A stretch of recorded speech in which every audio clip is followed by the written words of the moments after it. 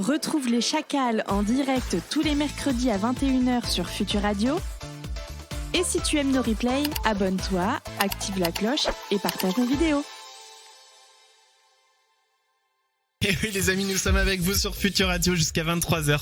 Vous avez la vidéo du chat de Damien là, avec le téléphone de Damien sur Twitch, donc vous pouvez aller le voir. Là il est en train de regarder ses maîtres.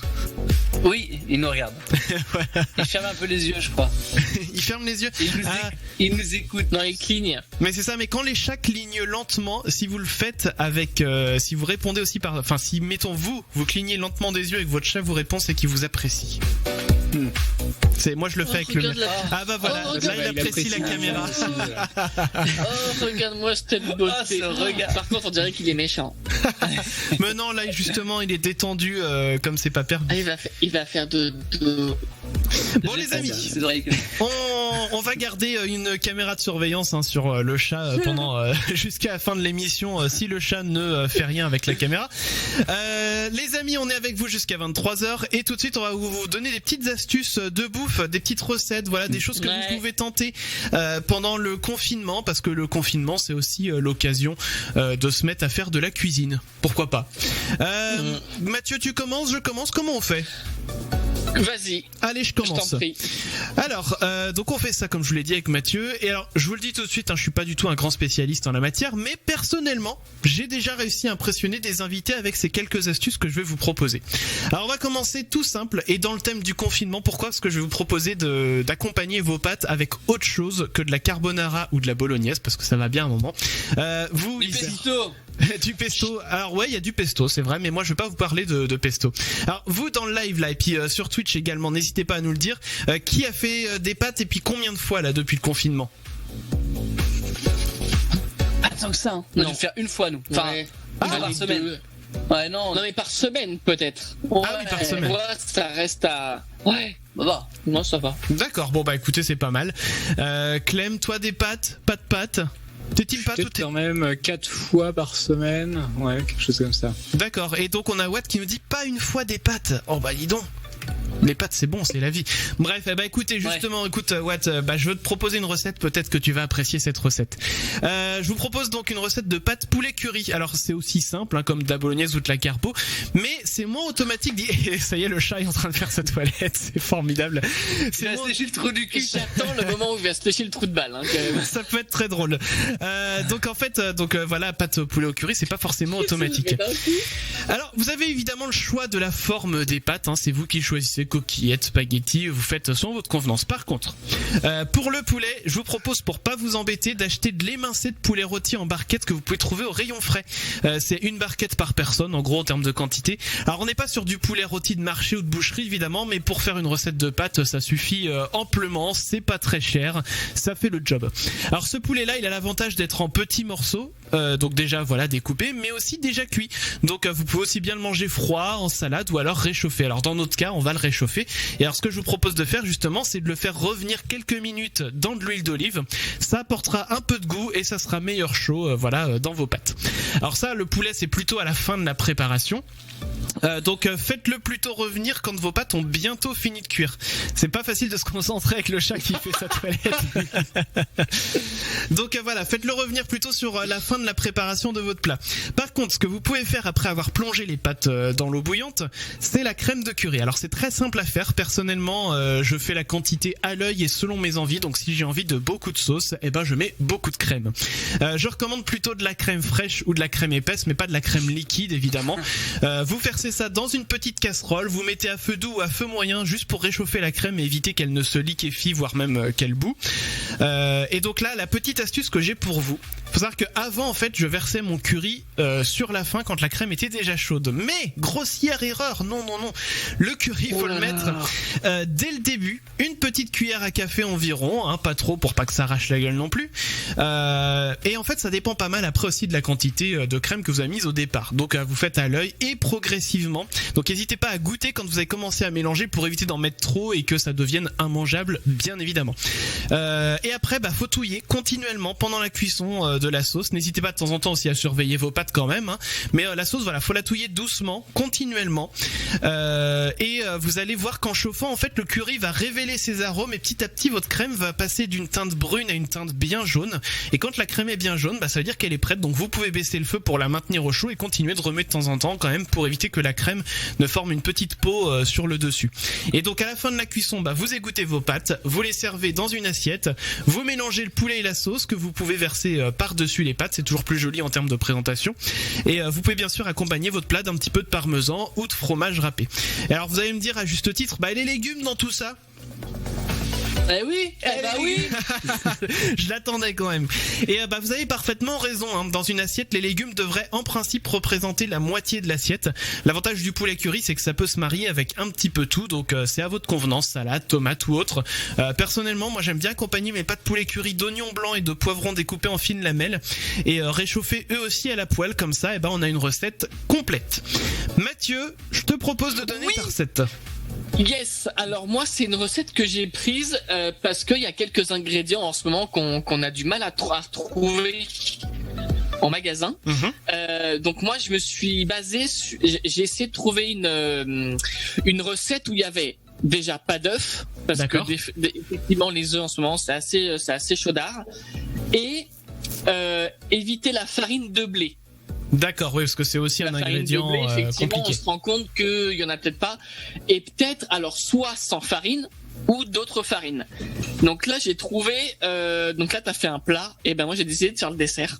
Très bien. Donc on est sur un fondant au chocolat, alors qu'ils disent vegan. Du coup il y a pas d'œuf effectivement, et alors il y a de la farine, oui. Sauf que là la farine de blé, elle est remplacée par de la farine d'amande. Oh! Donc c'est pas quelque chose que t'achètes systématiquement. Je pense que le prix n'est pas le même. Ah non, je pense pas. Voilà. Mais ça peut apporter donc un petit goût supplémentaire finalement. Voilà, c'est ça exactement. Donc là après c'est une recette classique d'un fondant au chocolat. C'est juste que il y a pas d'œuf. Et la farine change, donc c'est pour 12 personnes, voilà. Difficulté, on est sur une difficulté pas si difficile que ça. Au niveau du prix, à part la farine d'amande, voilà, ça revient pas cher. C'est des pépites de chocolat, c'est du sucre, voilà. On est sur une heure de cuisson. Non, de préparation. Ah oui, parce qu'une heure de cuisson. Ah oui, pardon. Tu vas nous faire une Enjoy Phoenix là. Non mais c'est ça, oui. Avec la brique. Voilà. Et donc en sachant que dans ce fondant au chocolat, il y a des haricots noirs. Quoi? C'est quelque chose, c'est sucré. Mais je connais pas les haricots noirs. Les haricots, pour moi c'est un peu comme les haricots rouges, c'est quelque chose de sucré en fait. Ça va marcher. D'accord. Donc voilà. Il y a également des graines de chia. Ouais, d'accord. Et le sucre est remplacé par du sucre de coco. Ah dis donc, on fait dans l'exotisme.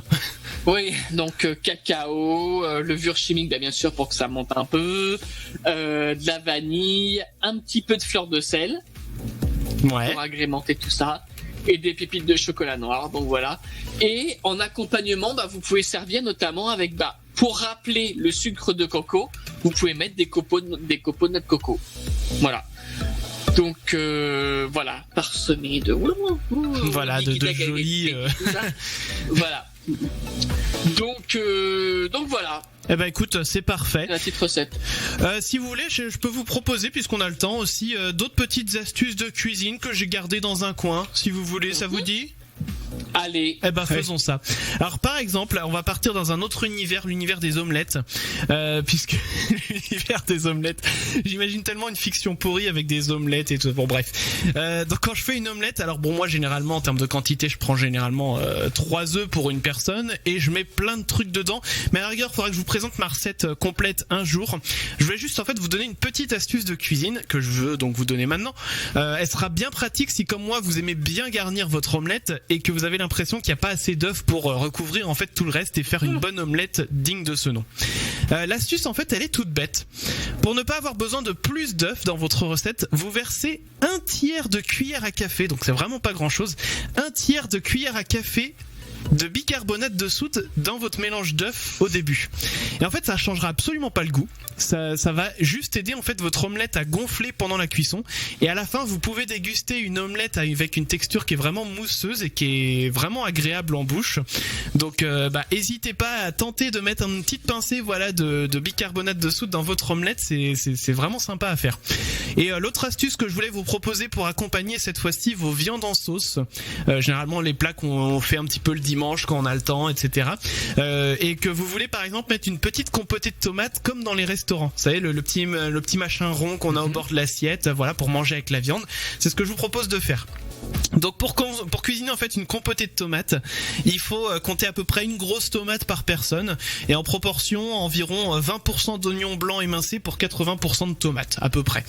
Le secret en fait de la compotée, c'est le temps. Donc vos tomates découpées en petits dés d'environ 2 à 3 cm de côté, vous les mettez dans une poêle à feu doux ou moyen pendant 30 minutes, pareil, faut pas les cramer et avec les oignons évidemment. Et pendant ce temps-là en fait les tomates vont perdre de leur eau et donc donner cette texture de compote délicate qu'on leur connaît si bien. Le secret pour rendre ça encore plus gourmand, attention, c'est la petite astuce, c'est d'ajouter un petit peu de concentré de tomate en plus pendant la cuisson, environ une cuillère à soupe par personne et une pierre de sucre de canne qui va fondre en fait petit à petit pendant la cuisson et puis faut pas hésiter à remuer de temps en temps pour bien tout mélanger. Et en fait le sucre, lui, ce qu'il va faire, c'est qu'il va venir casser l'acidité de la tomate et donc révéler le goût sucré de ce fruit. Attention, qu'on ne mange évidemment qu'une fois que le printemps est bien entamé et jusqu'à la fin de l'été pour bien manger des fruits de saison. C'était donc petite astuce aussi pour les tomates. J'en ai plein d'autres en réserve, donc si un jour on se refait de la cuisine, on pourra toujours faire une petite chronique cuisine comme ça, on pourra toujours vous proposer d'autres idées de recettes parce que je suis sûr que parmi nous on a pas mal d'astuces comme ça à proposer. Je pense aussi à Damien qui a fait des études dans la pâtisserie. Oui. Entre autres. Donc ça peut être sympa aussi d'avoir des études des astuces d'une personne qui a fait ses études dans le domaine. On fait un petit point exé tout de suite puisque on a la caméra qui surveille le chat. Le point exé. Et tu sais quoi, il n'a pas bougé. Tout à l'heure il s'est levé, il s'est mis très près de la caméra, on voyait son cul.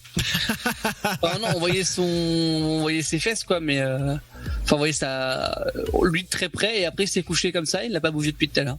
Écoute, là il est en train de s'endormir, j'ai l'impression.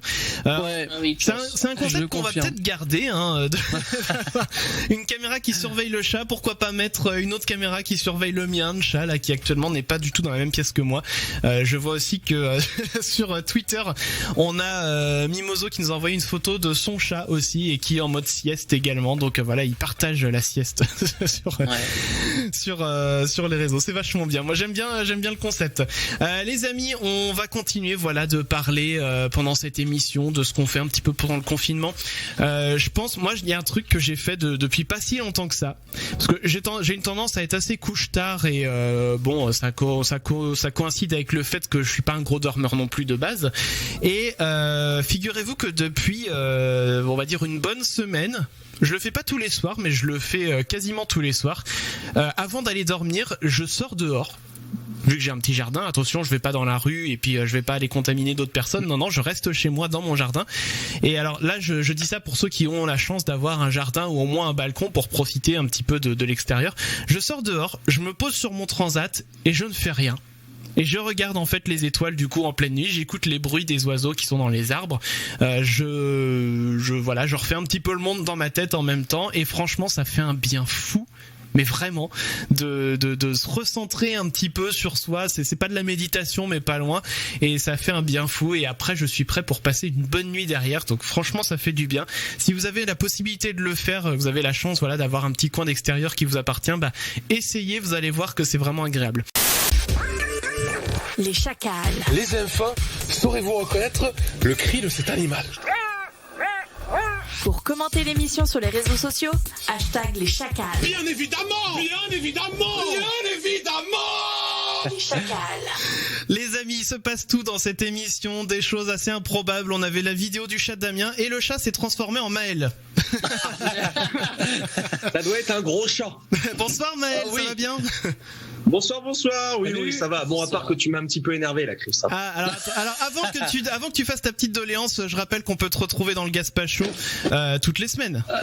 Oui, bah maintenant, tu sais, le Gaspacho, Chris, depuis le confinement, il n'y a plus. Mais on peut me retrouver dans les confinés. Ah, les confinés, exactement. Il faut que je me mette à la page. J'ai mes petites notes, elles sont pas à jour. Avec le poteau Mathis. Eh ben, bonsoir aussi, Mathis. Ça va? Salut. Bonsoir. Alors, du coup, qu'est-ce que tu voulais dire, Maël? Ah, l'heure est grave. J'ai écouté vos recettes, tout ça. Bon, ça m'a bien plu. Hein. Il y a un seul détail là qui m'a un petit peu chagriné. Comment ça, tu manges du poulet avec des pâtes? Bah, évidemment. Bah, quand même. Bah oui. Mais ça sort d'où, ça? Bah. Non. Apparemment, c'est faisable. Non. T'es incrusté pour ça? Quand tu manges du poulet, il faut absolument, et ça, c'est pas négociable, que tu le manges avec du riz basmati. Du riz basmati, mais c'est bon aussi bon, avec. L'un n'empêche pas l'autre. Oui, non, mais attends, ça c'est trop basique, c'est trop français, hein, les pâtes. Mange des pâtes tout le temps. Non, du riz. Du riz. Tu verras que c'est largement meilleur quand t'as la sauce là. Et alors, jamais mettre le poulet et la sauce sur le riz directement. Tu le mets à côté. Comme ça, tu prends une cuillère, tu prends ton riz, tu le trempes dans la sauce et le poulet et tu le manges au fur et à mesure. Écoute, non mais tu sais quoi, ça apporte une autre idée de recette. Pas avec le poulet. Ah bah j'ai une question, Maël, pour toi. Le confinement se passe bien, sinon. Bah écoute, je pense que j'ai pris quelques kilos. Ce soir, pizza maison.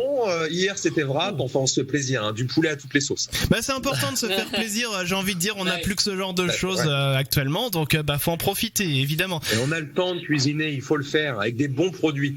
Exactement. C'est très important. Tu ne le mets pas dans les bars. Eh ben, tu le mets dans la bouffe. Eh ben, exactement. Voilà. Et ça, c'est une très belle leçon de vie, Maël.